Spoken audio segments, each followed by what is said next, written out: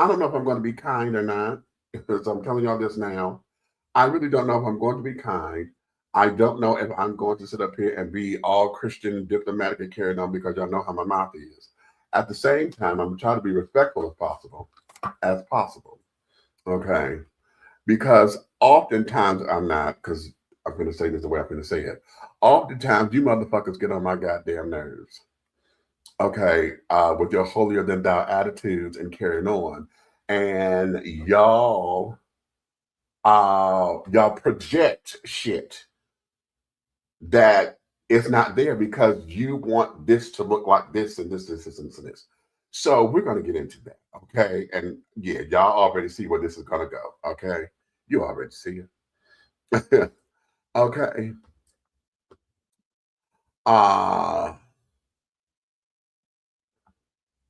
So be that as it may, let me go pull the video so that we can get into it. Let me bring Red up in here. Red, you ready? And there go my co-host. Y'all say hello to the one and only. This is the big guy ally over there, the big red fella, doing his thing on the ones and twos over there. Oh. What's happening? How you doing? Okay. How your mama doing? Ah. Okay. So yeah. So let me go pull the video. And we figure it has some fun. What?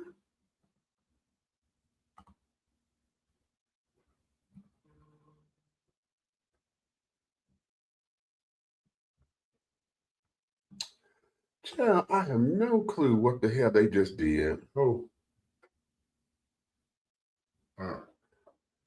Facebook. I just got a message up, but they pulled the video off of one of my channels. And there is no nudity or sexuality in the video. What the fuck are they talking about? It's today's show, right? Lord have mercy. Anywho, let me get into it. I mean, modesty only martyrs the one who's embarrassed. So maybe they didn't like seeing it.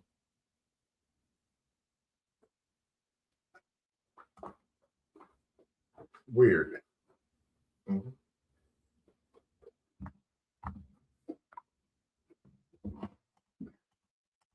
Okay. Yeah, I'm sorry, y'all. I just got to get into this because I'm trying to understand what the hell is going on that they removed that video, and it's from my main page.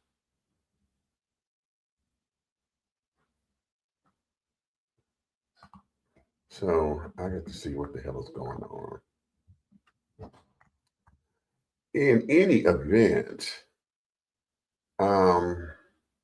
yeah. Damn, I hate when that happens because it throws me off. Y'all tell me a little discombobulated at the moment, but it just throws me off when shit like that happens. But okay.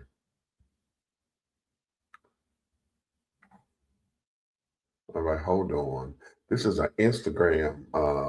It's coming from Instagram, so it's kind of loading a little bit. I'm going to just share the screen with you guys. Usually I just upload it into the system, but oh, you're kidding.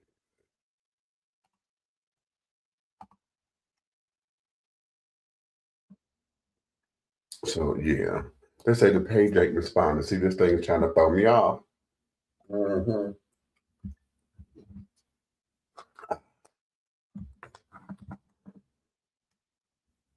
I didn't know that respond.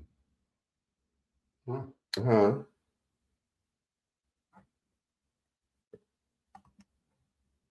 Is that voice thing even working when I talk? Yeah. I'm talking when I'm talking to the voice now. Yeah, wait a minute, let me go and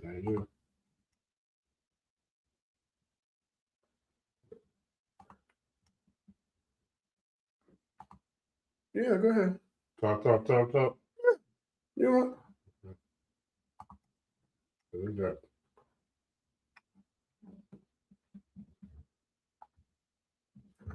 So yeah. Okay, are we ready? Is it saying what MB? Sam Hill, what's going on? The thing don't want to load. I'll say, are we going to go through this shit today?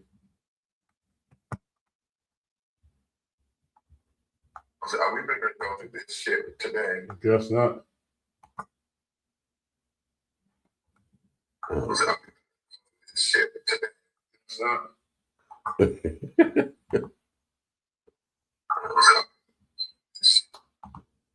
Oh, Lord. Shit.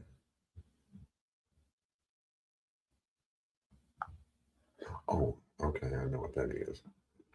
Let's start here. Let me see if this one is going to. Oh, so we back on just it's just online. Is it what? It's just on YouTube. Oh, it's not on Facebook at all? Oh, these are wait more.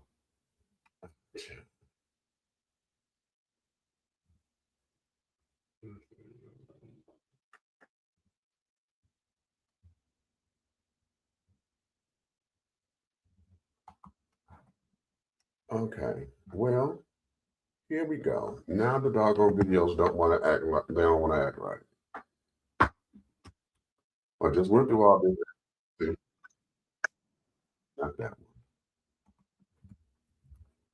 But anywho, y'all, let's get into it because I'm gonna talk about it and try to find another thing to show you.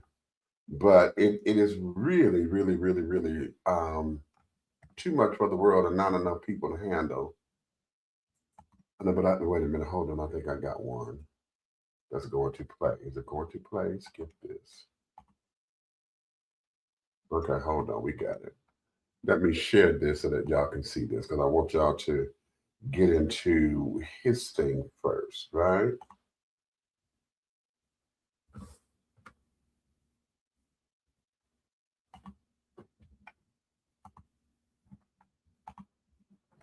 Okay, you ready? Yeah. The internet went crazy about a dress my wife had on.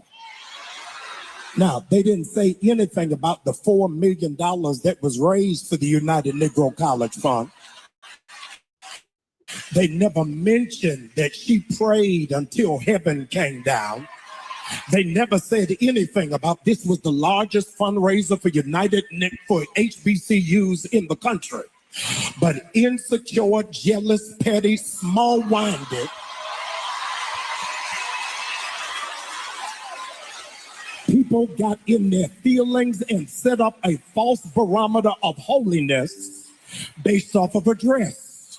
Now, you got to help some people because some people have embraced the full knowledge of ignorance without any assistance for understanding. The dress was not see-through. The dress was flesh color. But because you ain't never been nowhere and ain't never been exposed to nothing,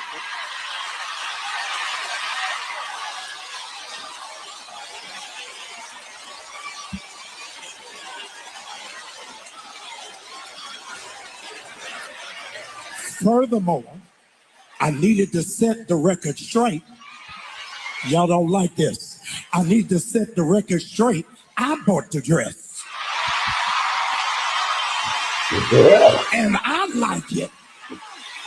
I don't care whether you like it or not.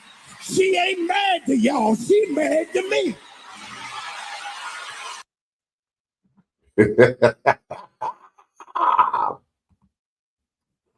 Okay. Okay. This should not take long.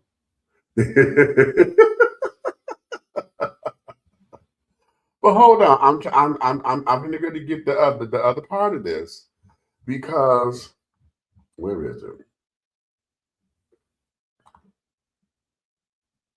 Hold on, because I want y'all to hear this part that was said in the.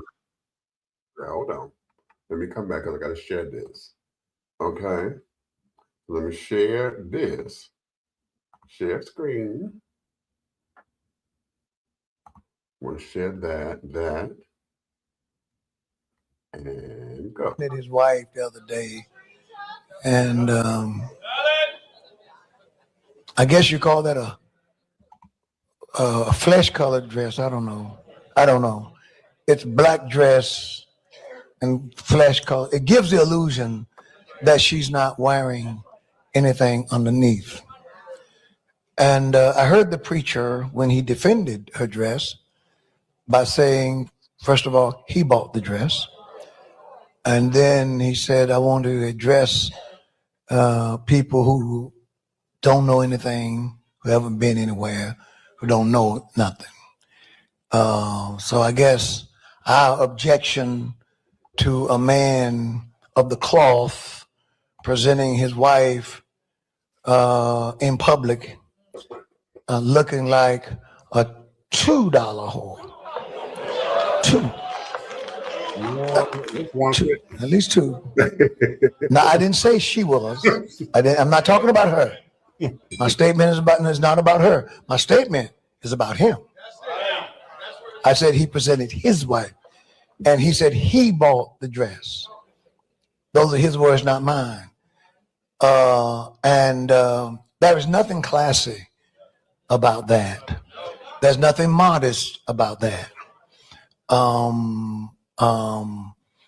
He said we haven't been anywhere. What I would like to know is where have you been?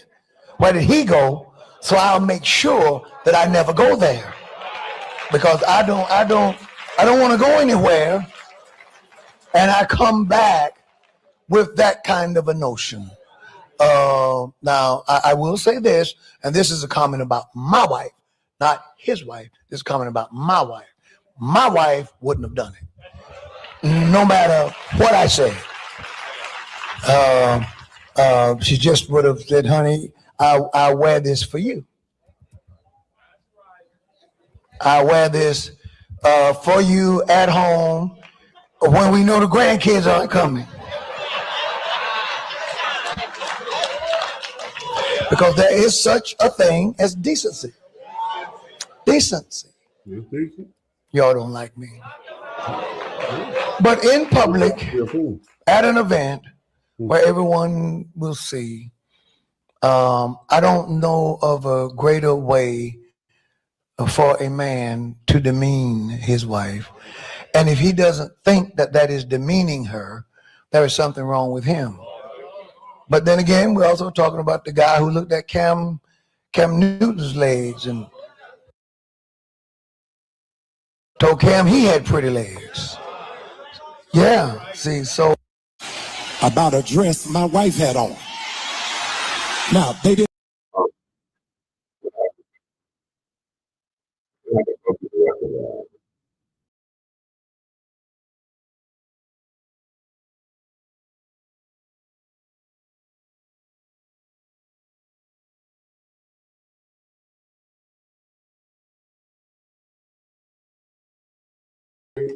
Come on.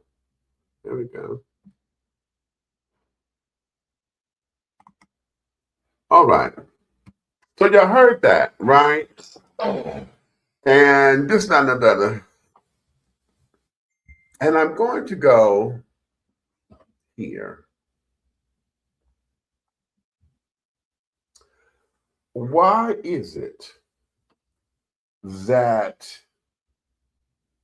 those who feel as though they're being bold in the spirit and feel as though they are teaching and giving a lesson or whatever, that this becomes a whole big to-do, and you use your pulpit for badgering, for bullying, for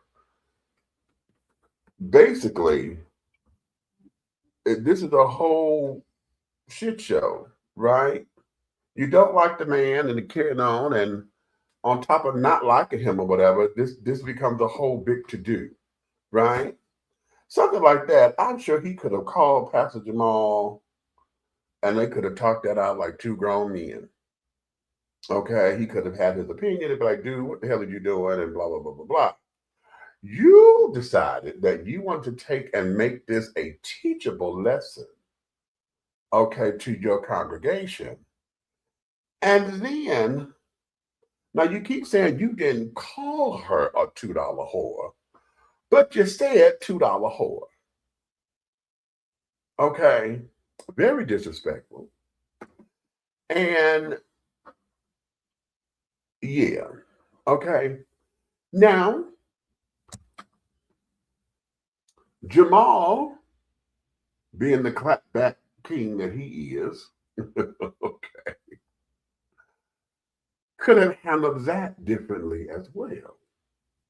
See, because he decided to get up in the pulpit and wanted to do the neck roll, let me let you have it thing.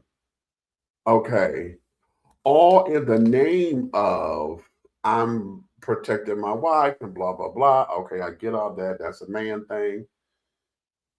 But then wanted to add, to the father by saying, well, here's what y'all, the tea is, clock the tea. I bought the damn dress. It's not like I gave her permission or this, that, and that. I bought the dress and yada, yada, yada, yada. Okay. So it became now a bigger spectacular. It's just not that she's in the dress. Now you're the one who bought the dress and not. So it just became so much bigger than what it should have been. Okay. Now, the Bryants were on Tamron Hall and this, that, and another, and Mrs. Bryant, as the minister herself or whatever, because she is the co-pastor of New Birth.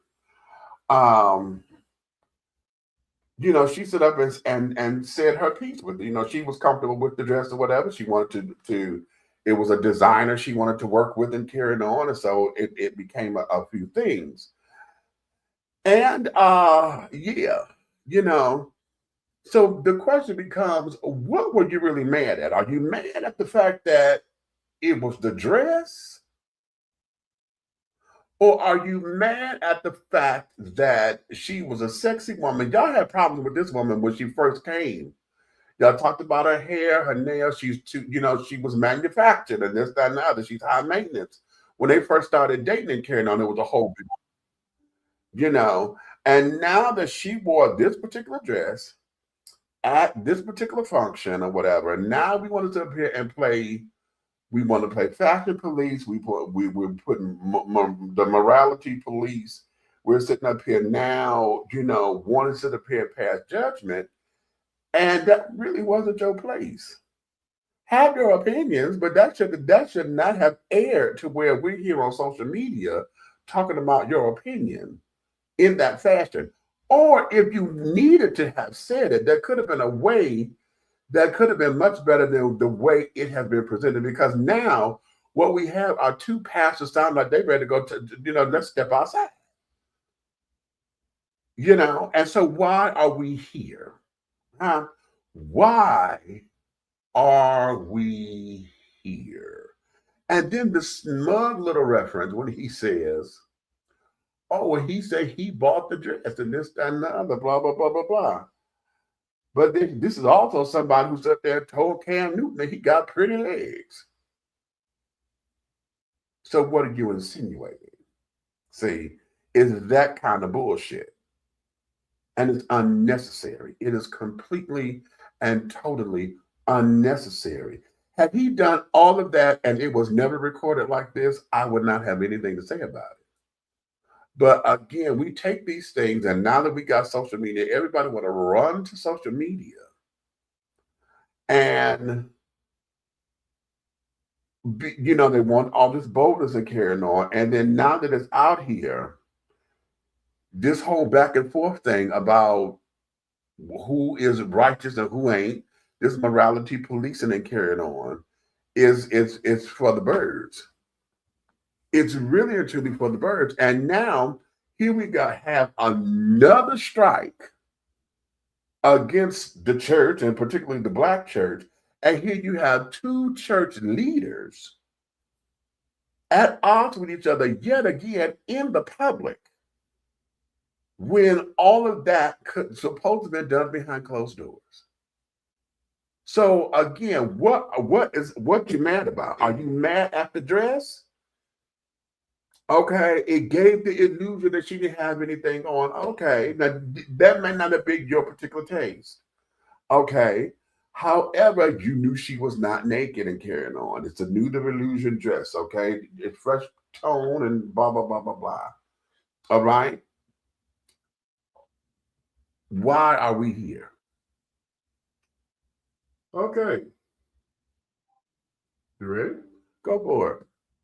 Well, due to the fact that years ago I purchased that same type of material outfit or ensemble for somebody that I was dating. Uh-huh. Right. Uh-huh.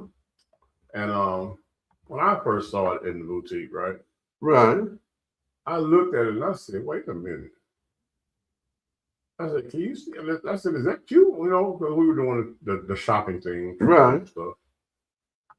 And I was like, oh, I said, okay. I said, oh, I thought it was entertaining and an individual piece, you know what I'm saying? Like, Uh-huh. so I purchased it. Uh-huh. Because again, everything is not for everybody. Okay. So let's find a picture of the complaining pastor's wife and see if that actual dress would complement her shape. You went there. Because what's going on in today's religious sanctuaries, religious sanctuaries, Say it, say it. there's a whole demonic panther going on. And the overseers don't know nothing about it because the people that they got in control of it are the ones that are doing it. Right. Because those pastors have somebody covering them. See.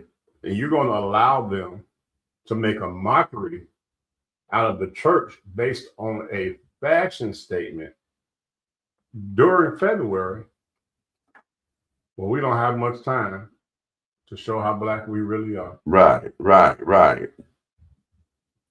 Okay, that part. Now, here's a problem I got, right?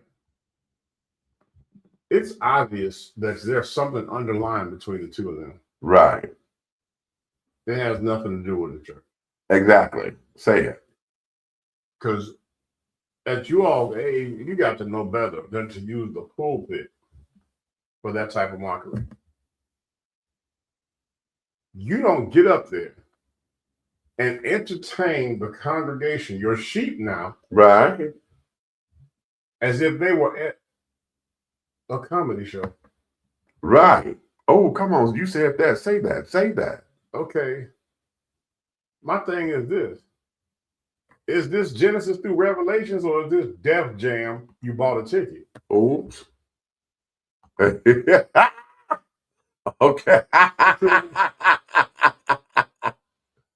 Okay. And I hate to say it, you know, some things irritate my soul. This agitates me because, again, you have people like myself, right? You know how they say you fight an uphill battle to get to where your heart really wants to be? Mm-hmm. Well, my battle has been straight up a wall. Okay. I don't even have the incline of an uphill because somebody is standing on that hill, making it a wall for me. Right. For no particular reason at all. Okay. So I refuse to let their ignorance, the same type of delivery of ignorance that this pastor did, stifle my growth. Right. In the kingdom. Okay. You know, touch not my anointed. Exactly. They are going to have to pay for this mockery. Now you can see that that woman has had work, body work. If she hasn't had body work, she's gonna spend $1 million on a personal trainer. Okay. Right. Okay. And her diet is carrot sticks. Right. And she's in the gym every day to be that, and that, should I say, to be built the way that she is. Right. Okay. So let's say her husband supported her in doing body sculpting or whatever it was to get her to look like that, right? Mm-hmm. Why wouldn't he be proud of the money that he spent? If you go out and buy the brand new Cadillac or the brand new Lexus or the brand new Mercedes, Well, are you going to lock it in the driveway? I mean, like in the garage, or are you going to wax it in the driveway for the neighbors to see? right. Again, Jezebel spirits they carry jealousy. Mm. And I really would like somebody to do their homework and find a full body picture of the complaining pastor's wife. Hold on, I'm trying to get to it. What is his name? Bishop Paul something. Wait a minute, what's his And the name? reason I say that because Patrick Wooden. she probably have to put on an anointed girdle to look like that woman. Do you understand me? Now, yes, I'm now. There's one part of me as a minister and a man of God that, yes, to me, the church that's an inappropriate place for that. Uh-huh. But if they were going out to intimate dinner on the red carpet somewhere, an awards or something, whatever, Right. They were. then she can rock it. They were. They were at a fundraiser for the NAACP HBCU thing. Okay, so then let me ask you this. It was a formal affair? Yes. Okay, so then guess what? As usual, the first thing given to me in my spirit, in my crawl, his wife can't wear that type of stuff. Okay. And I think it's just sad that right now people are divided and watching this. Now you got two men of God, right? Right. And now you all starting to act like Biggie and Tupac. And exactly. See? Exactly. And exactly. When we were supposed to be one body in Christ. Exactly. Now, here's another problem I got with this, okay? And I'm going to let it go. Uh-huh. Because I'm trying to hold my mule right now. Okay. You ready? Stop trying to pour traditional ways of the church onto everybody coming in. The reason people are running from the brick and mortar churches and ducking and dodging from you when you're trying to pray for them or come to them and offer them Christ in their life, because you're trying to make them be everything from the 60s to the 90s and what it's supposed to look like in church. Right. And right. And guess what? If you keep recreating the same vision of the same type of saint, that's not growth. That's duplication and manufacturing. That's right. That's right. And he didn't say duplicate my will. That's right. He said do his will. Spread the word, the good news of the living God. Teach people. Get out and save souls and teach them the tools they need to remain that way. Teach them how to go and spread that news. Right. Teach them how to be contagious in Jesus. Okay. Okay. Okay. This is Pastor Patrick Wooden, and this is his wife, Pamela. And I see that's Pamela. Okay. Sir, I'm sure that based on the Lane Bryant cut that she's wearing right there, I'm sure if she took her clothes off when you all are having your intimate session, she probably opens up like a can of biscuits. I just could tell right there that she could never wear that type of outfit. You said a can of biscuits. So what your problem is, she looked like everything that you sneak around with. Mm. And you got a problem because he don't have to sneak around. He got it at home. Now let's go there. See, because that's still the answer to. I'm trying to get somebody to answer the question. He's jealous. Boom. What are you mad about? Because this can't be about that damn dress. Bruh, do you not see Kennedy walking with him? Yes, he's mad. The man, okay. The man has a Ferrari Lamborghini type wife. And he's walking with a Bel Air. Bruh. Baby. He's mad. Okay. That's what that is. Okay, now wait a minute. Let me add something because I want y'all to go back because we're still talking about a dress. Now I'm going to go to another dress because do y'all remember this when Erica Campbell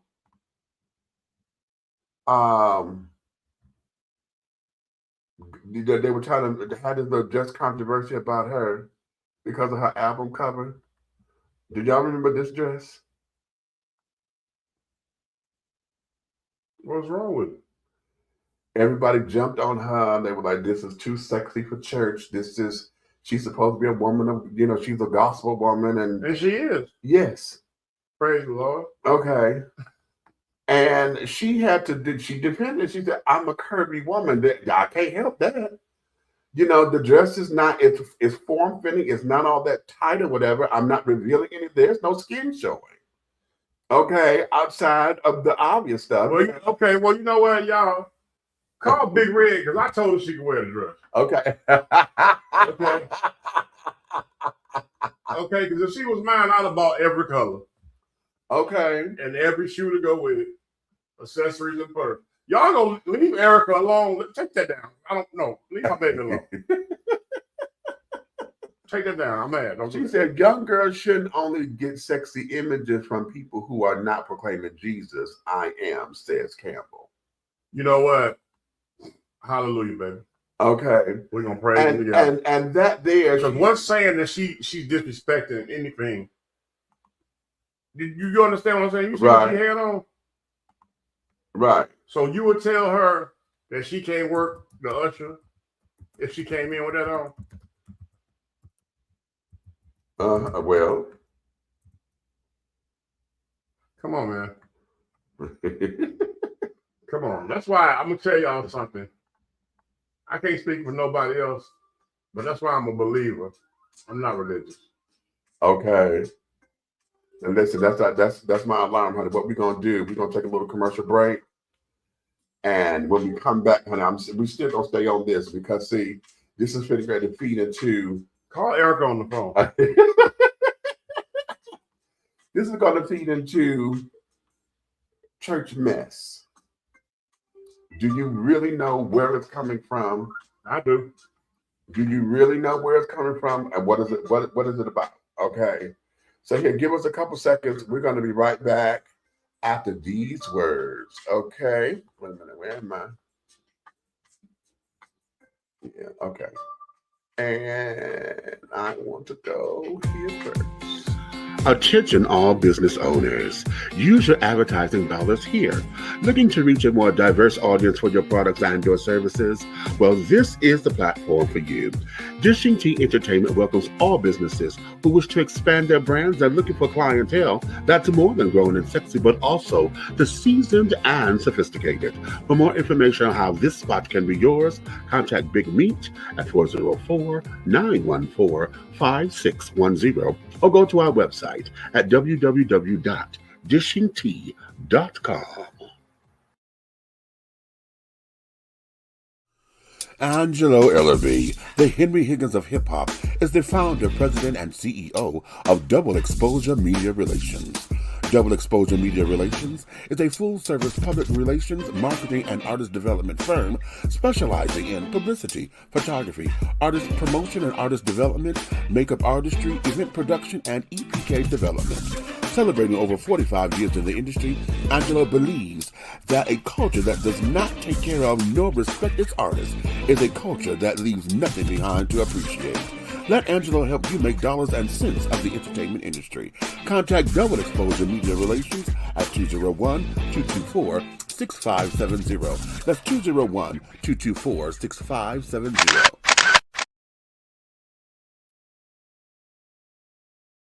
How you all doing? My name is Jason Panner and I'm the CEO and founder of B Condoms.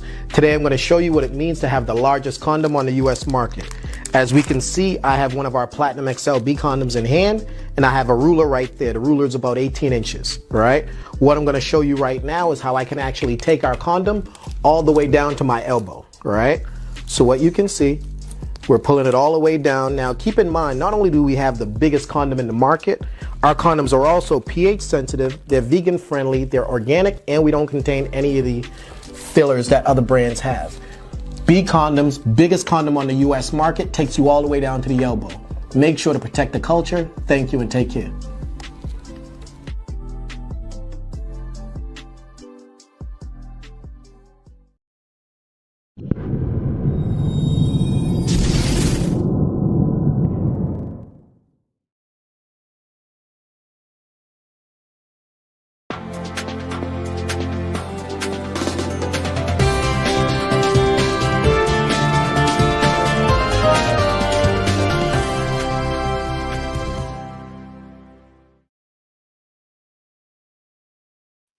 And we are back.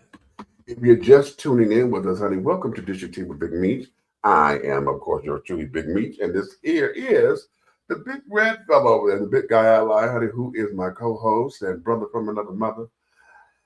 And we were just discussing about Pastor Jamal Bryant's wife and this dress, and I know. I'm sorry. I need a Valentine. Yeah. Cupid. Oh, good.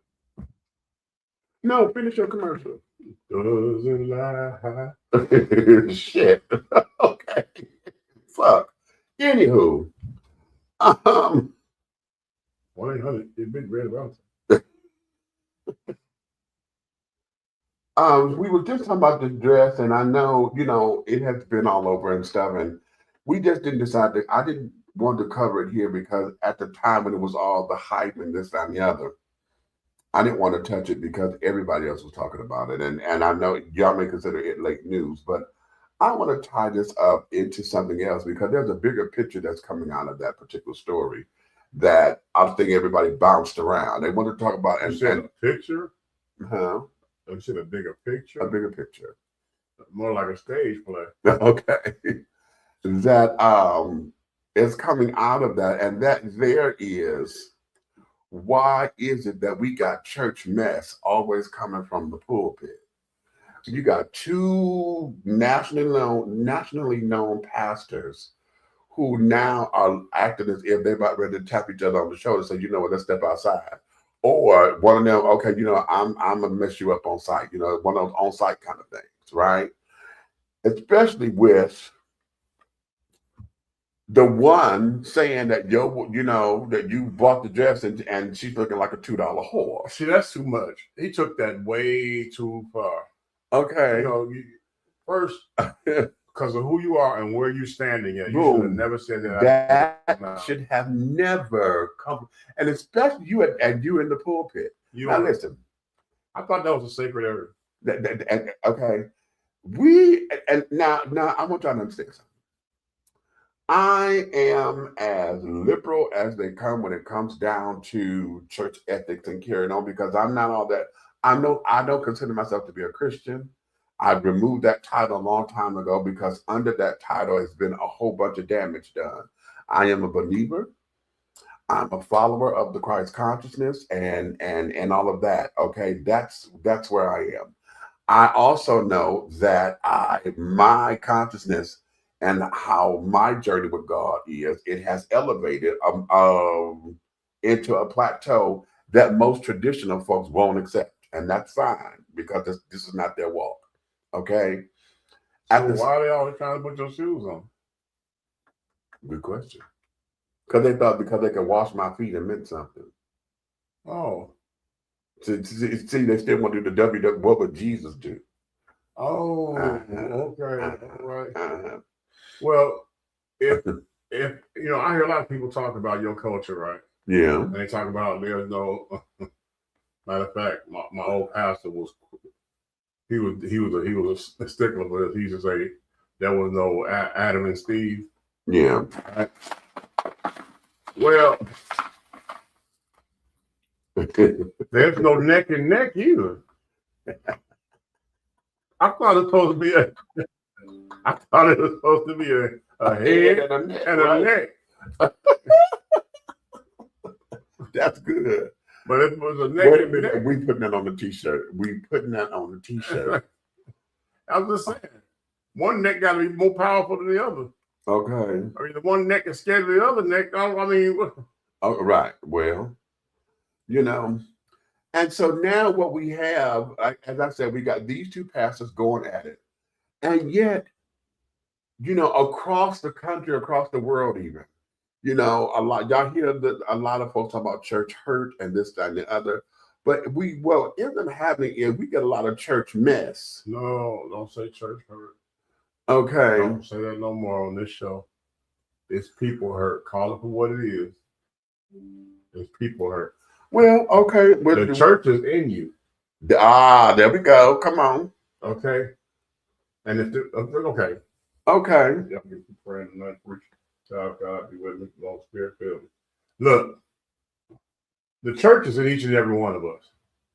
So the message you go through that detours you from going to a sanctuary to worship Christ. Mm-hmm. You know what I'm saying? You know, you pray to God to, you know what I'm saying, to do the humbling, the foot wash, to tap in.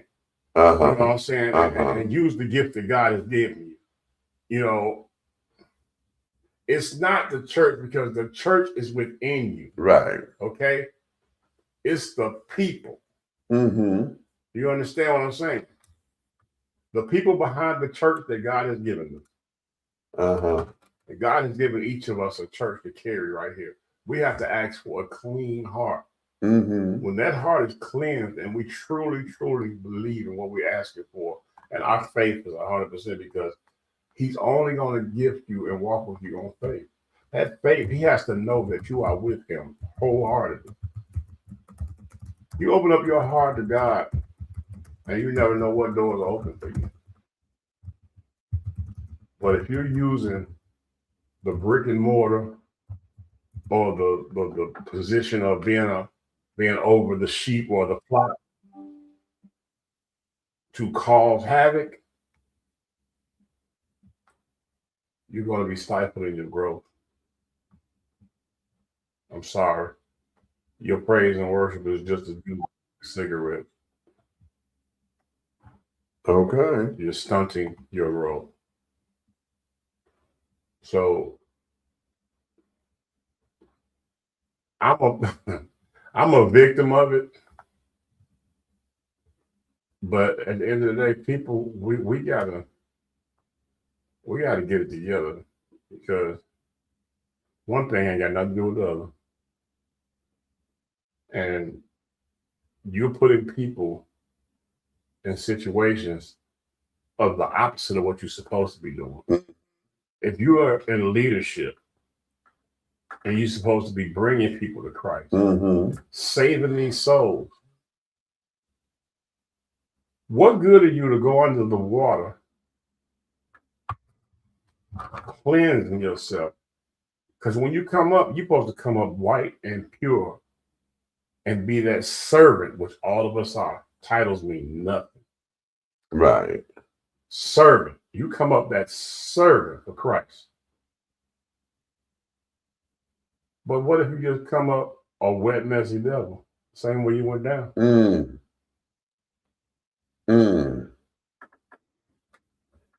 How you going to lead somebody when they know you messy? How you going to tell me about, you going to tell me about Matthew? Huh? How you going to tell me about Ruth? How you going to give me a story about Boaz when you think you Boaz? And And those are the women in leadership. I'm sorry. Yeah.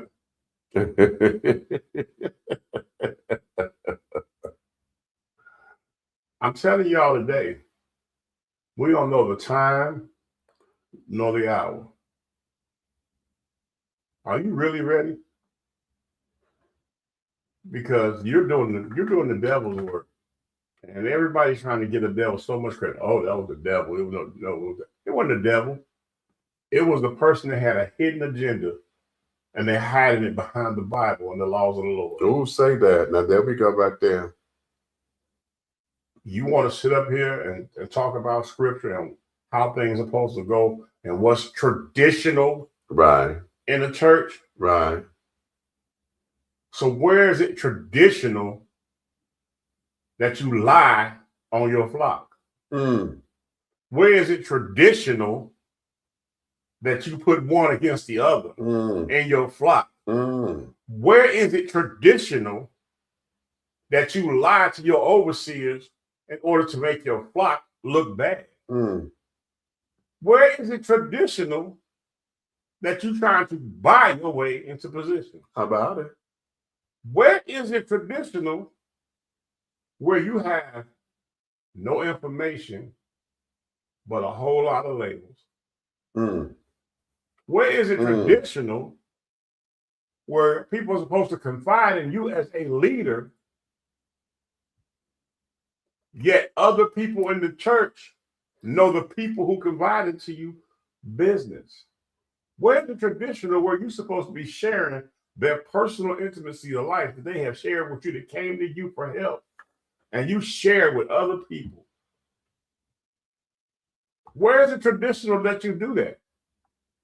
You know how many laws you have broken in the church by telling somebody's personal business that confided in you as a leader? That's right. We're in a world of a New Testament, because in the Old Testament, they cut your head off.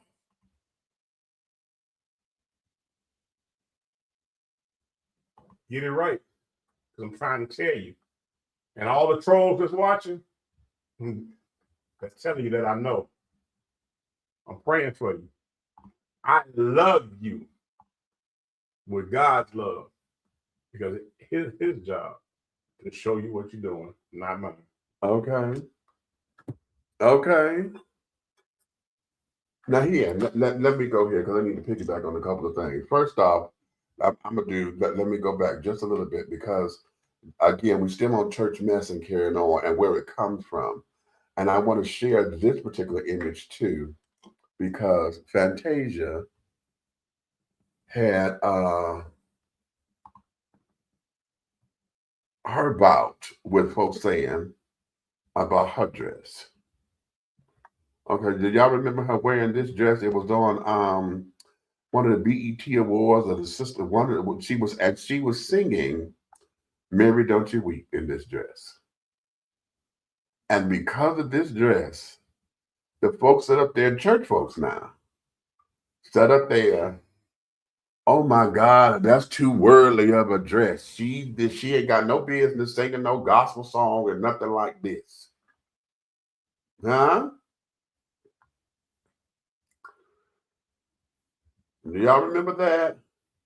And again, what do we have? We got messiness. We got church mess, church gossip, and it becomes. I need to ask you a question. Yeah. Okay, the world knows you're a gay man. You're openly gay. You know you do all the doggone. You know what I'm saying? Switching up the divinity and all. Okay, we know all that, right? Right. What did you see wrong with that dress that she had on? I didn't see anything wrong with it. I want you to think, what did you see anything wrong with that dress? I didn't see anything wrong with it. Again, Meech, people don't want to believe when I say this. It drops into me. Soon as something happened and said, and it's shenanigans, the answer comes to me like that. With jealousy. You can't wear it. Okay. Right. Let me explain something to y'all real quick, and I'm going to give it back to Meech. I need everybody to repeat after me, and the people who are still here with us, I want you to type it in the chat, okay? Everything It's not for everybody. Okay? Ah! Okay. All right. Okay. So now let's go here because, again, we're talking about the messiness and carrying on. And what you just outlined, it has multiple layers and carrying on in it. And I say that because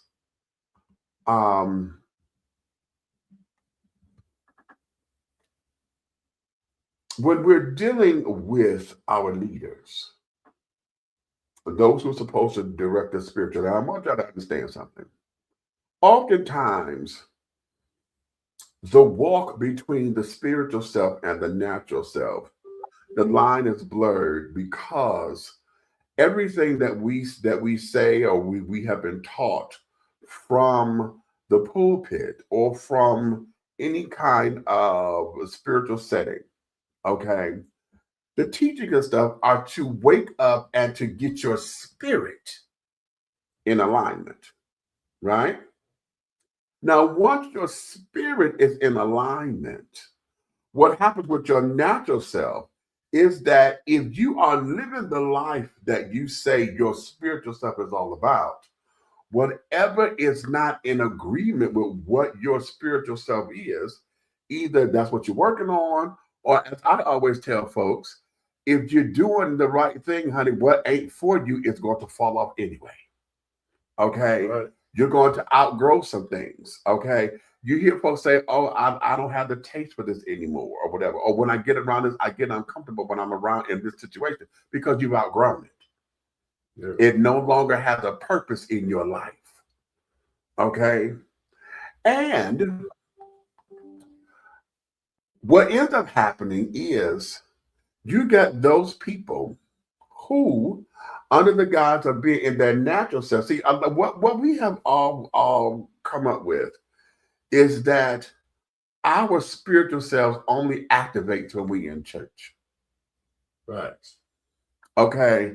Because we go to, oh, praise the Lord, hallelujah. You know, we do all that in church. But you know what bothers me? Go ahead. I do that on Monday, Tuesday, Wednesday, and Thursday. Exactly. And the people who know me on Sunday, if they don't believe me on Sunday. Okay, right. Right. So they don't see me during the week when I'm giving praise, you know what I'm saying, to the Lord. Right. I'm talking to people, asking them, you got a church home? You know, even if you don't, let me talk to you. Right. You know, simple conversations. And you know what my favorite one is? Which one? Is when a woman thinks you're interested in her. Uh-huh. She think you flirting. Yeah. And you flip it to Christ. Right. Okay. And she'd be like, oh, okay. I see you. I see you. And they be see you. They be flirting and everything. And I be like, you see me? I said, well, when last time you seen God? Right. When last time you prayed, girl? I know you pray every day looking like that. Right. Okay. And I do that because it takes that Jezebel spirit of vanity. Ah, come on now. And it allows me to use what is against the commandment. Right. To go towards the will of God. Because I'm clever like that, because I learned that the things I used when I was in the world that were powerful and got people's attention, why can't I use them for Christ? Right. And draw people to the word. Right. But you know what? It's not traditional. Right. It doesn't look like that. You know, I said. Do you pray like me? Do you pray like me? Okay. Do I pray like you? Okay. Huh? Oh, I highly doubt that. Okay. But here's where this is. Yeah, I saw that. Well, look. Catwalk. They want attention. Hey, how you doing? And for you all that don't know, I am a minister, but at the same time, I've been doing comedy for years. So I'm gonna switch my hat for a moment. Yeah, I'm gonna have everybody right now focus on that catwalk E4Z, and we're gonna apologize. You know what I'm saying? That we're sorry, you know what I'm saying, that you were raised in the alley, that you wanted to come on here for tell somebody they're still in the world. You don't know me, you know of me, probably. Maybe. No, this sounds like a troll that wants to, because his next comment was, "What are you doing for black folks?" You just looking to start a. See, this is baiting. What? Well, no. What am I doing for black folks? I'm gonna tell you. Don't apologize for you. God knows you. Well, then God knows that you're an idiot coming on here talking about me, that you don't know nothing about me. And if you ever knew me, you knew who I was.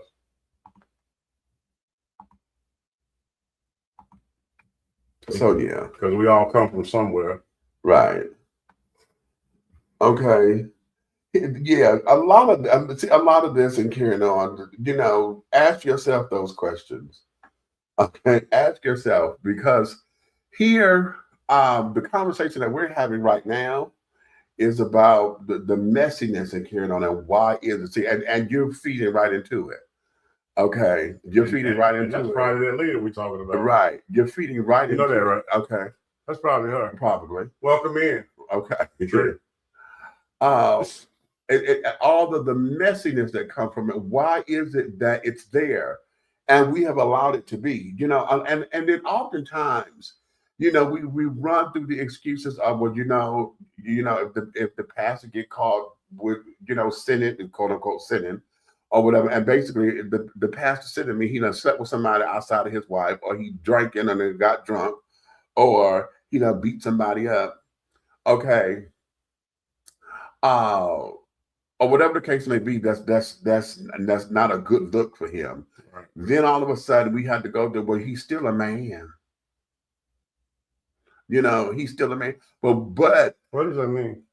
Just that. Okay, that's the excuse. You know, he's a man with needs. Usually we hear that when he doesn't sleep around some damn well. Okay. And folks are all up in his business, or he done slept with somebody he had no business sleeping with, like somebody else's wife or other.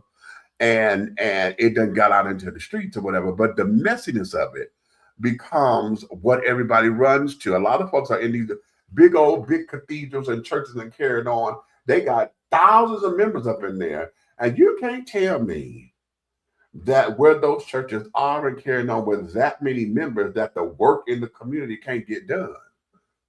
Why is it that the work is not being done? But yet everybody said up here, you mad because Creflo asked for these millions of dollars to get the doggone plane or whatever, but you go there to that church and you paid your tithe like that.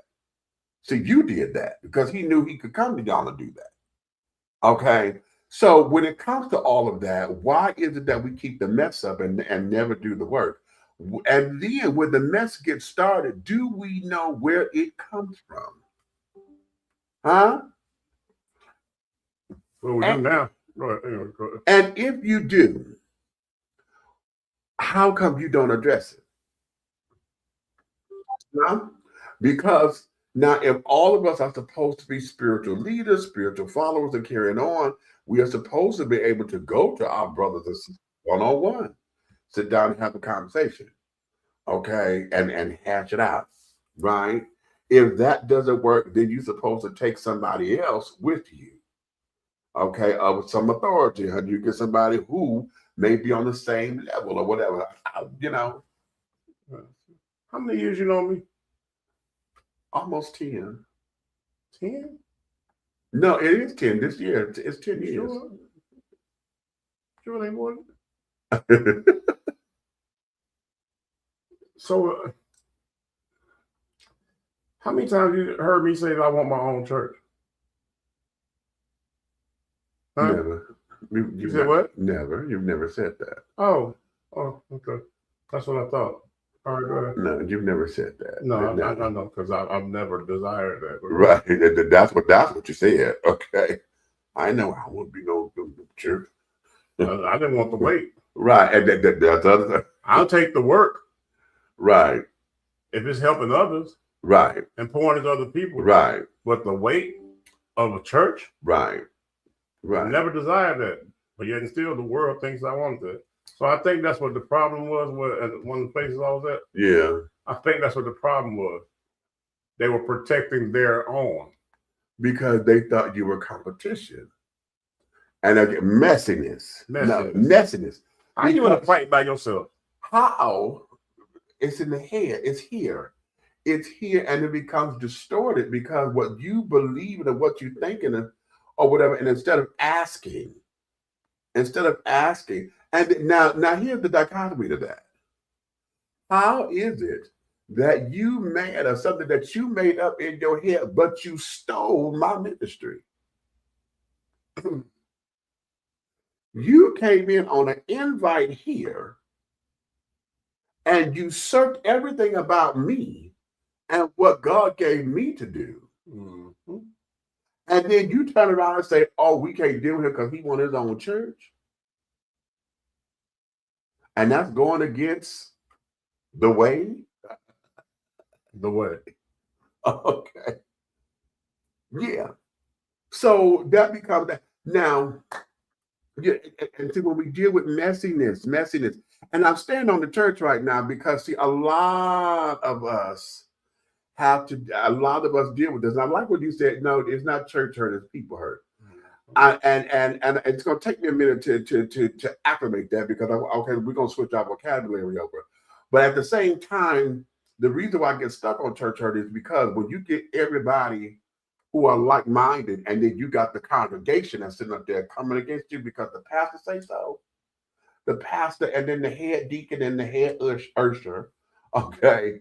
When all that starts to happen, and it just seems as though that everybody there don't want to be bothered with you, then it becomes a problem. But then, now that's in the church, but we sit up there and talk about the Jehovah's Witnesses when they excommunicate somebody. See, they do it differently. They call this excommunicate, where they feel as though that you have not been a part of the flock or whatever, and you've gone, quote unquote, gone against Jehovah. And so now the whole congregation literally turned their back to you. They can't talk to you. They can't this, they can't that. You get no help. You just completely excommunicated and cut off from the flock. But that's not what this work is about. We're supposed to go and find, you leave the 99 here for the one. That's what the work is. That part. Okay, that's what the work is. How are you kicking somebody out? Now it's different. Now let's understand this. Okay, it is different if I decide to leave on my own because I don't want to abide by the quote unquote rules. Okay. If I am contrary to you or whatever, and I tell you, oh, I'm not going to do that, then it's up to me. But the church doors will always be open. There is no such thing as, oh, I'm going to excommunicate you. Okay, and this, and the other. And so that's where we get all this message. Now, you excommunicate me, but you want to tell all my business to everybody. Okay, and it becomes a whole big to do. It becomes a whole big to this. It becomes a whole big to that. And then we come out of spiritual growth, and then we start to go into control.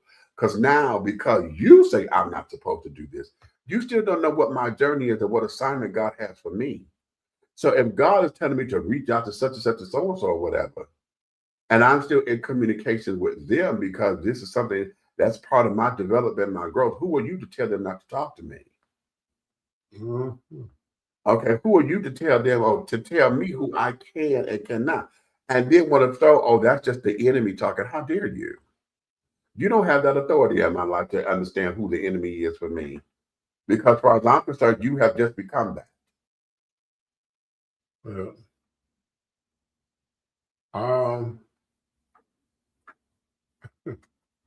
What's today's date?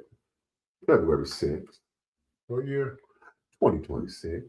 Okay, so in 2024, December 21st, yeah. I remember asking a leader to come speak to me. Oh, yeah. And the leader wouldn't come speak to me. They came to the residents. Right. But they wouldn't come speak to me. And then they said they'll speak to me in a couple of days. What's the date? February 6th, 2026. I still ain't seen them. Right. Right.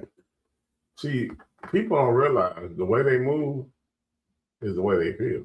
You got it. So You got it. what's up, E? All the time. So when we're dealing with that there, you know, this is it becomes a complex issue because see now we're dealing with we're dealing with individual stuff. Because see now, just like your journey, whatever your spiritual journey is, God got you here for a reason. I tell this, and y'all gotta hear me say this a lot. And it's a teaching I want everybody to get and to understand and to get down into their crawl, honey. I need this to be embedded in your DNA. If you are within the sound of my voice and you are still here, you can still get up and you are here as in alive, then that means that the God of your understanding, my understanding, and whatever name you decide to call God, Right. okay, God saw fit to have you become part of this world because tradition, this from the pulpit, traditionally speaking, they say God knew us before we were in the womb. It's true. Okay? So if that is the case, and God is the Alpha and the Omega, because see the beginning and the end, and know my life, and still let me be here on this plateau and on this planet, then that means God knows everything about me. So all of you who trying to put somebody in here, who try to sit there and say what is and what ain't of God, and this, that, and the other, God has already ordained my life, your life, his life, her life.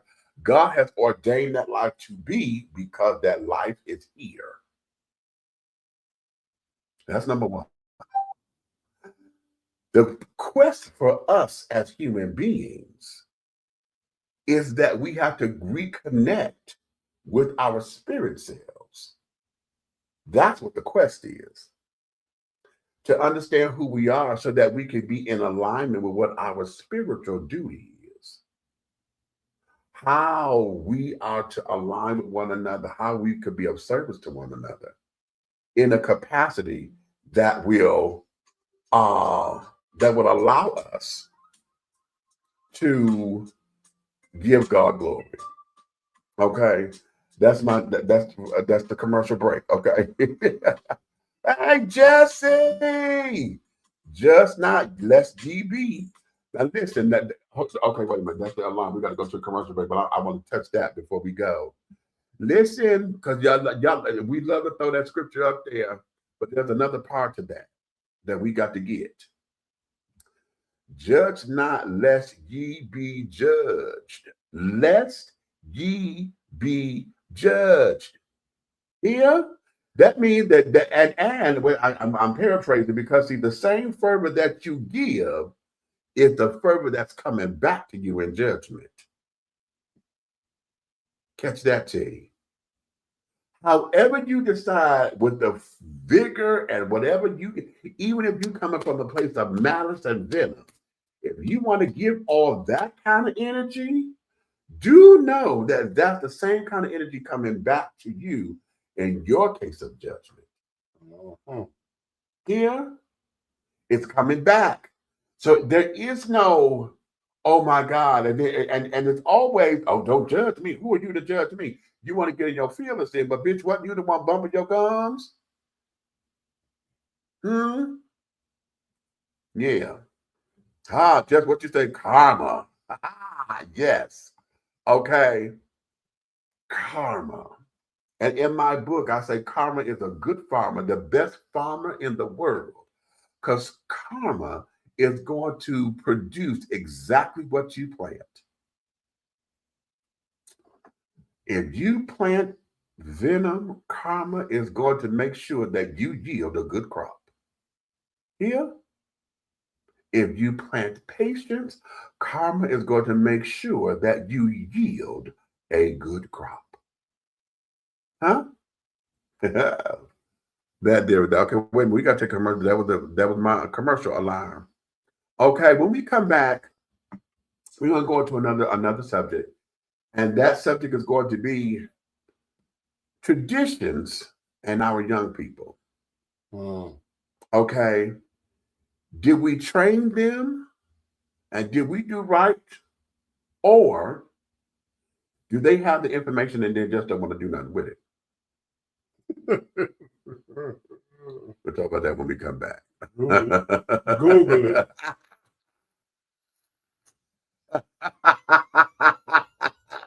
Wait a minute, you're going to make me holler up in here. Oh, wait a minute, where am I going? Where am I going? Where am I going? I forgot where I was going. Oh, we'll go here.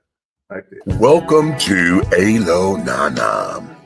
Treat yourself to the luxurious experience of having all natural shea butter soaps and body balms that will soften, radiate, and even exfoliate your skin. Alo Nana products are designed with you in mind to promote overall health and wellness the way the nature intended. No dyes, no colors, no chemicals. Just pure love, like receiving a hug from grandma. Get your Alo Nana today. Contact Aunt Nikki on IG or call 267-629-1364. Alo Nana, building a legacy, not a letdown. I'll put this on the YouTube. I'm gonna put this on the YouTube. Hey Demetrius, what's going on, Demetrius? Dennis Taylor, what's going on, Big Meech? They call me Big Meech. Larry Hoover. That's right.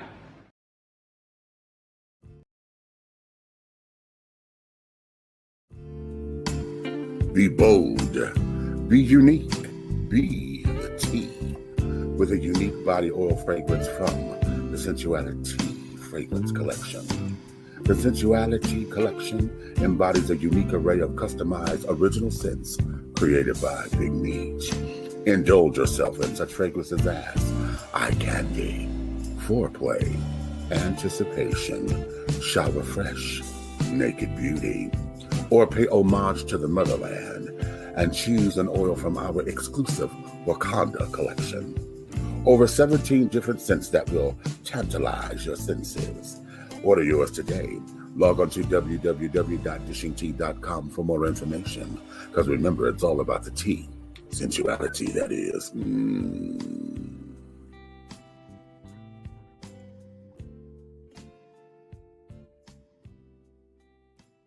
Are you ready to continue the journey with talk show host, internet sensation, and author of Awakenings, Epiphanies Along a Spiritual Journey, Big Meech? He is offering another installment of thought-provoking ideas, principles, and metaphors that will encourage, enlighten, inspire, uplift, and catapult you into a brand new evolution of accepting yourself in your total truth. Revelations, Affirmations, and Confirmations. The new book by Big Meech is infused with conversations of love and inspiration that gets right down to the real nitty-gritty. It will confront the reader with the proverbial mirror in an effort to take a deep, closer look within to find all that one needs to propel forward and make life happen. Get your copy today on Amazon.com or go to www.dishingtea.com. That's www.dishingtea.com. For more information, contact Big Meech at 404-914-5610. Revelations, Affirmations, and Confirmations. This message has been brought to you by Too Deep and Pastor Don Jr., CEO of the Winning Team.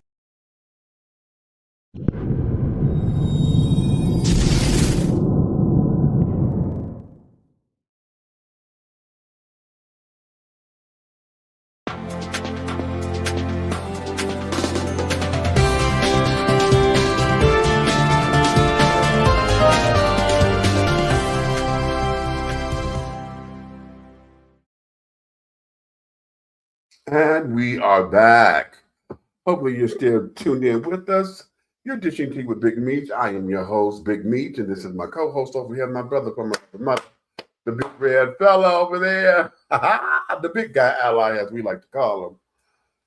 Listen, we've been going to dive into something. I had my nephew come and I said, listen, give me a topic. And he came up with traditions and young people. And we were like, okay, wait a minute. And the conversation was, no, y'all were taught that. And he said, but we don't, my generation don't do, seems as though we don't do anything with the information. And that came out of his mouth. Okay. And I thought about that for a second. I'm like, okay, wait a minute. Let's look at that. He particularly also is trying to say that we didn't teach them the tradition. Right. Like we were taught the tradition. Right. And in the same way, in the same format of this, that, and the other. And okay, he may have a small minor point in the fact of his wording, because our generation did not teach the traditional stuff in the same manner that we were taught. Okay. And why? Because we found a different way of educating our children, right? It's more of here's the information. I'm going to trust you to do something with it. Okay. And if I don't see you moving in that direction, then we got to have another conversation. Okay. Because you see, our generation taught our kids how to do it. You know, it was more so we went back to that whole apprenticeship program kind of thing. But at the same time of being seeing you as our apprentice, when you showed us you knew what you were doing, we left it in your hands. We didn't micromanage it. You know what I'm saying? We did not sit up there and try to hover over you or whatever to make sure that you got it, right? We left it in your hands. But what happens is, now that you have the information, a lot of our children or this younger generation want to believe that they're smarter than us. And the only thing that makes them quote unquote smarter, and I'm using that in brackets or whatever, is because this is the technological generation. See, we were the Industrial Revolution. Okay, our parents were still working at Ford and this and that. When the toys came out for us, okay, we had Etch a Skates, we had science shit to carry on. We were making blow up shit to carry on. You know what I'm saying? Can I ask you a question? Go ahead. Water, right? Yeah. This is a scenario. Let's say you have a water cooler in your office, right? Most of the time when executives put, a water cooler, if we had one, we probably have one right here by the desk. Right. Okay, that way we're working, doing show, we can reach over and fill up, Right. Okay. Now, that's our generation. Right. Their generation is either going to have a refrigerator in another room or the faucet in there where you can go get water. Right? So here it is. We made life easy by doing the work first and positioning ourselves. We did. They got to go get it from somewhere else every time they need it. That's Google. That don't make you smart. That make you have a tool. Right. Right. Right. Right. Where and yeah, you get a little quicker than what we did, because we had to go to the library. If we did not have the dictionary, the thesaurus, or the encyclopedias at home, half of them can't spell encyclopedia. I know. Don't even know what it is. Okay. We had to go to the library, use the Dewey Decimal System. Oh, now that's something y'all ain't heard in a while. Okay. What is that? The card Let catalog. me Google it. The card catalog. Okay, well, you had to actually go and look at the card catalog to find out what book number it is, so you know how to go find it on the shelf. Okay. I would like to take 10 of them to a traditional library. Right. And give each of them a book to get. Right. Okay. With no help. With no help. No electronics. No electronics. Go do it the old-fashioned way. But here the question is, did we teach them or do they have the information and just don't know what, don't want to use it? Okay. And ultimately, I'm going to say it's a combination of both. My problem is this: teaching theories have dumbed down. Oh, okay. See, I know that's spherical. You're stepping on me. Yeah. Go ahead. Yeah. Go teaching ahead. Theories have dumbed down, so they don't have the information. Right. And there's no information that they have not to use. All they know. Let me tell you something. I witnessed at least 2 or 3 teenagers Google their whole entire high school career. Right. So to me, that makes you an idiot with a diploma. Right. Because I feel like this. If all that stuff crashed today and you had to make a living, could you? I mean, let's think about how ignorant all the way down to fast food. Right. If you go into a fast food line and you want a traditional something that's on there, you know, want some got number 1, 2, or whatever. So let's say I want a number 2 somewhere, right? Right. And you say number 2, can I have a number 2? As soon as you say that, they're going to immediately push the button that says 2, right? But if you say, can I have a number 2, hold a tomato, they're going to go, because now you have to come down here where there's writing on each of the button and find out how do you remove tomatoes. Right. Because there's no number. Right. Because up here they got numbers or pictures. So, Right. So if you read it for them, hey, can I get a Big Mac meal? Okay, it says Big Mac meal on the picture of a Big Mac meal. But if I say, can I get a Big Mac meal? But can you make it with chicken patties? Right. Right. When everything I just said will come out just as fast as it was made regular. Right. When we were working. Right. Yeah.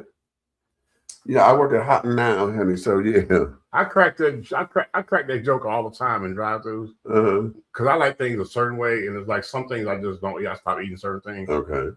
So I would say, like give me an egg and cheese this, right?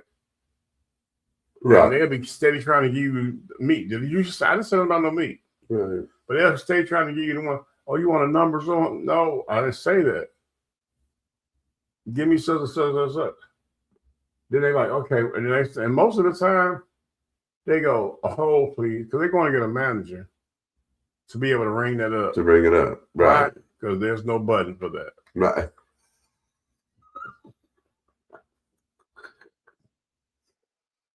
Damn, that's another T-shirt. There's no button for that. There's no button for that. Okay. But now I say that it's a combination of both, because I know many of us, and y'all know I'm not a biological parent, so my teaching and carrying on with my children and mentees or whatever has been, I went the extra step because they were not my own. You know what I'm saying? And to make sure that they trusted me enough to want to be up under my tutelage, up under my care, up under all that. Okay. And so, it was the responsibility in it.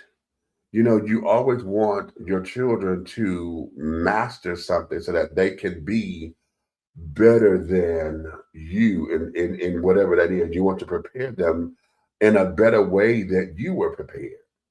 You know, you want to give them all the tools so that when they get ready to go tackle this world, they have everything that they need in the toolbox that's going to help them get us an assignment done. But they think that Big G is all they need. Right, right. You can't tell them nothing because they think they know it all. Right. And they say, and then this is where they make the mistake at. Asking Google or Chat GPT or AI anything, right? Mm-hmm. It's not knowing it. You don't know it. Right. If you have to ask a electronic device the answer, you did not know the answer. Right. The definition of knowing is I ask the question, you reply with an answer. Right. You don't pick up nothing electronic. You respond with an answer. You don't give me hold on and start clicking and clicking and clicking. Right. No. No. Okay. That does not, in your little bitty pea brain, you think that means you know it. Right. Oh yeah.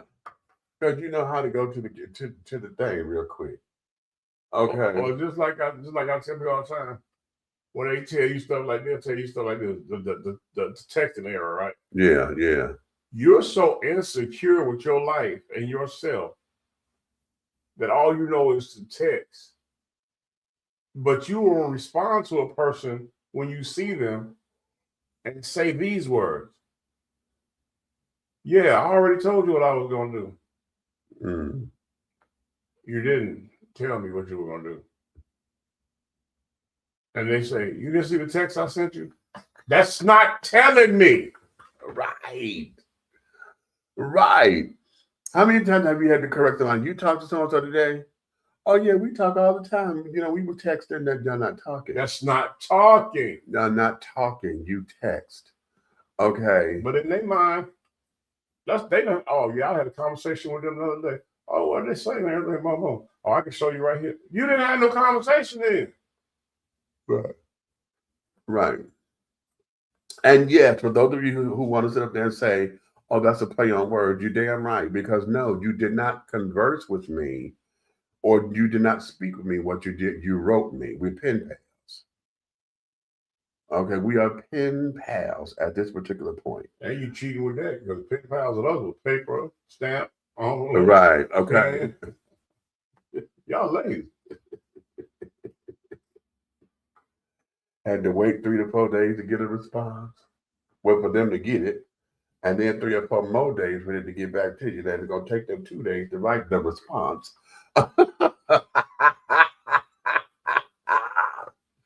Could you imagine? Hey, let me see. You know what's funny to me? I would like to take one of them, right? Some between the age of 18 21 and put them in a bubble, right? Yeah. And tell them, I'm going to give you $10,000 if you stay in this bubble for 7 days. Oh, not 7 whole days. But the only thing in that bubble, you could talk on the phone, right? Right. But the only thing in that bubble is books, right? Mm-hmm. There's a phone in there, right? Mm-hmm. But it's a... Oh, not a rotary dial. Not a rotary dial. Oh, yeah. I'm testing your patience. Yeah. You are hateful. That's the only phone in there. And on Monday, Wednesday, and Friday for 2 hours, you got internet. Right. But it's AOL. Right. And you better hope that nobody call you. Right. But there's no color on the screen. It's just green words. And you can type.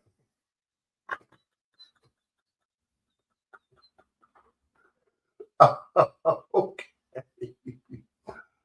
Oh, okay, they on my face. I just want to know, could you survive? That's a good question.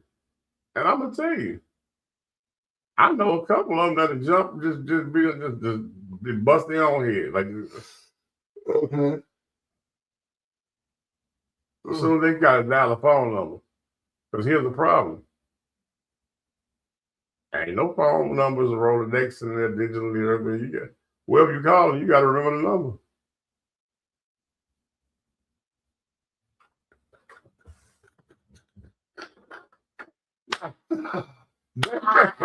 Wait. They think that would be cruel and unusual. Oh, wait. punishment. But that was a way of life. Keep the screen on me. It's making my eyes. Well, that was a way of life for us. Listen. You walk up, whoever you think about, you dial their number. It was the coolest thing when the handheld phone. It was my grandmother's phone, right? And I didn't know that they had it in the handheld, right? And she was, because usually we had the big old one on the table. And I thought I've always wanted one of them phones, right? I thought, ooh, but baby. Had the little curve with the doggone circle in the middle. But here's where it is. You have not lived and understand upset until you misdial a number. You got to start all over. To start all the way. Hilarious. Okay. Hilarious. You know how many times I couldn't get through to a radio station trying to win a contest because I missed the number? What? Trying to be the 8th caller. And wait, and the phone didn't have the push button to say read out. So No. You had to. And all of that, and we love the phone number that was right there, the 5, the 4, the 10, because it's right there. But if you did that, you hated down the 0, because 0 meant you got to go. And it's got to come all the way back. Okay. And it ain't like you could just go, if it's a double 0, you got to take your finger off, it'll go back, and then come back, and let it do it again. Mm-hmm. You ain't lived until you thought you get that 0 with that 9. No, let me tell you, here's a number for you, right? One of the most famous numbers in the world. Say it. When you doggone had a rotary phone and you trying to get the house fixed up. 588-2300 Empire. Dial that on a rotary phone. Oh my God. What would 8675000? Yeah. And see, now, Grant, catch that. Because the first 2 digits of the phone number used to be the exchanges. Okay, that's how you knew, like Woodward, that was a WO, right? So that's what you did. And now that's not my generation, that's Mama's generation. Okay, that came out when the phones come out, that was them. And thank God that we wasn't the switchboard operator, because they had the punch cord, the pull cords or whatever. Y'all see them in the old movie, they had to take it, I'll connect you and connect the line and this, that, and the other. So in saying all of that, to go to the point of, did we teach them? Yeah, we had no choice but to teach them, especially our kids. We didn't have, now our grandmothers were not, our parents, our mothers that carrying on, were not necessarily the one that was going to come and snatch the baby or whatever. Now I helped my mother raise my siblings. Again, I don't have any biological children, but I couldn't rely on Mama to come and get this, this, that. Now she's done it a couple times when she come over to my house and she said, "Now I'm the mother." Okay, and she had all of my kids and stuff together because I was sick and they wasn't taking care of me like she felt. But anyway, so you have not lived until that. So we had, our parents and their generation did one thing, and we learned through, you were told what to do. You do it this way because I said so. Okay. The end. Period. There's no conversation because I said But so. if you remember, TV commercials, the birth, of course, it came from one of those Caucasian persuaders. When the little girl said, "Why?" You remember that commercial? Why? Everything that her parents told her to do, asked, why? Yeah. But why? Why? And I thought about that commercial the other day. I said, wait a minute, it's her fault. Yeah. She started that. Yeah, they feel out there. But she started it in their household. Right. Because why get you doggone not. knocked out? Because you're talking back. You don't question me. But it's just crazy when you think about it. Mm-hmm. They would literally just bust their head on the floor. They ain't gonna survive. Right. Right. And that's all in this whole idea of independence. Wanting to do it my way, wanting to be and say that I'm my own person. Okay. Yes, our generation, we ushered that in, right? Because we're the 90s babies and carrying on. Now, 90s, we're young adults because that's our 20s. Okay. So, we had innovated, we were hip hop, innovation with fashion and carrying on. The asymmetric hairstyle became the shit. And this, that, and the other. So we were experimenting with understanding our adulthood, figuring out our power.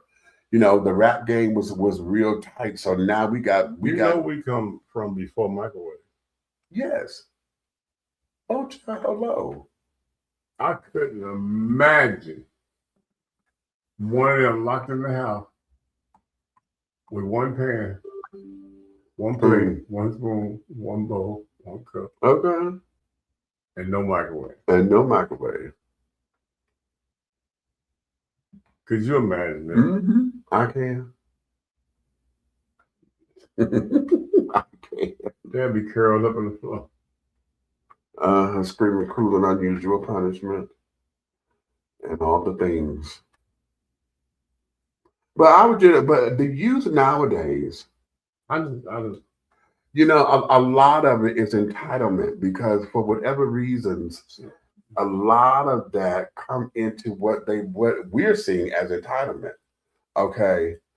And the sense of, oh, you owe me something. Like, no, I don't owe you anything. No, you did not ask to be here, but you are a gift from God. So now that you are here, don't think that I'm supposed to sit down here and completely jump through a hoop for you. No. But what will happen on the intellectual level that I am in parenting, right? Mm-hmm. I will set you up and make you think you winning. Right. And then walk away when I see the bridge come. Because one thing I don't do is forget. Okay. I didn't forget. Right. But that there is that. Listen, we're gonna let y'all get into it. I know this is one of them shows where anytime we talk religion over here, y'all get a little quiet on us. But that's because I really believe that oftentimes we don't have these conversations enough. And some of you may feel as though you can't relate or don't know how to get in on it. And here's the secret. Nobody does. Okay, when we talk about spiritual stuff over here, everything about us, and it's particularly with my teaching, is to help you to realize who and whose you are. Your power base is your power base, honey. Okay, and once you accept it, however you're going to accept it, if you accept it on the good, and I'm going to say that in the light and carrying on, then we can work with you. If you want to stay in that darkness, that's the stuff that you say. Okay, but just make sure you get all your hope and your help and stuff from over there. Over there. Okay. Right there, around the way up the round, right next to the thing over there. You can't miss it. It's dark. It's hot. Okay. So, with that being said, my darling, it's been awesome. Yeah, this has been a cute little thing, honey. We'll introduce Black History Month and things of that nature. I've got to come up with some Black History facts like I did before. I got one. What? I got a Black History fact. Grandma buys a skillet brand new and she burns it when that's called seasoning the skillet. That's a Black History fact. The cast iron skillet that they make the cornbread in.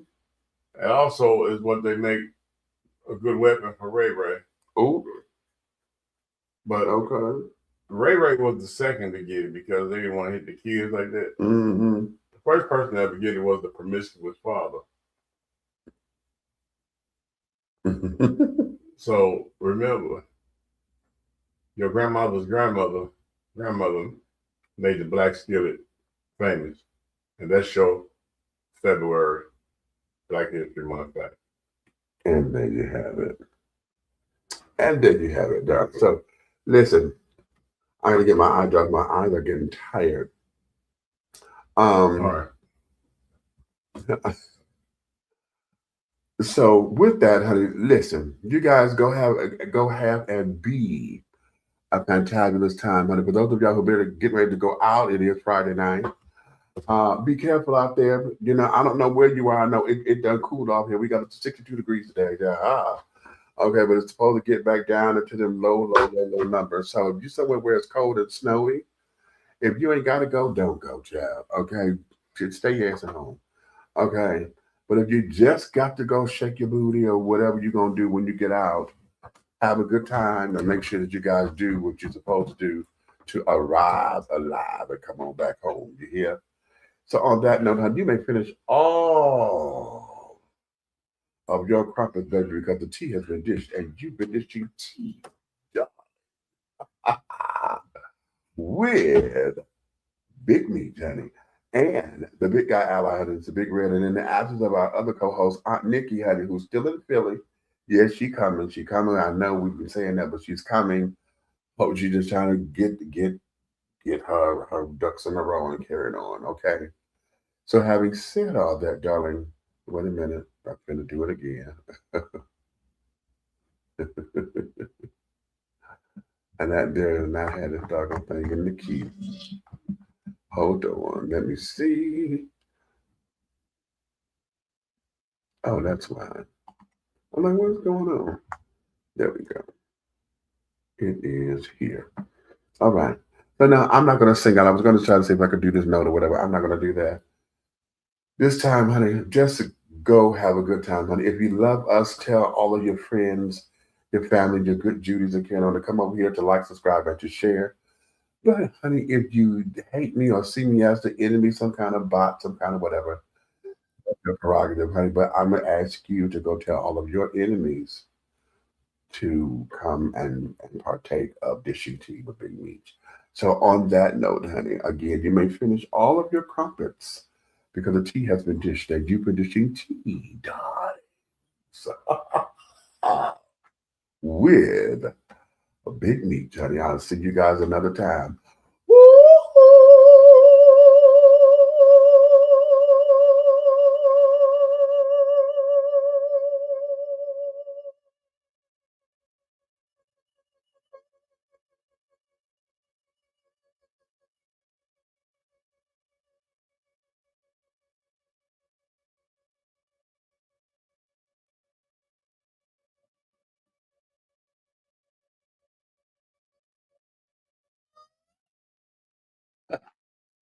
And scene. How?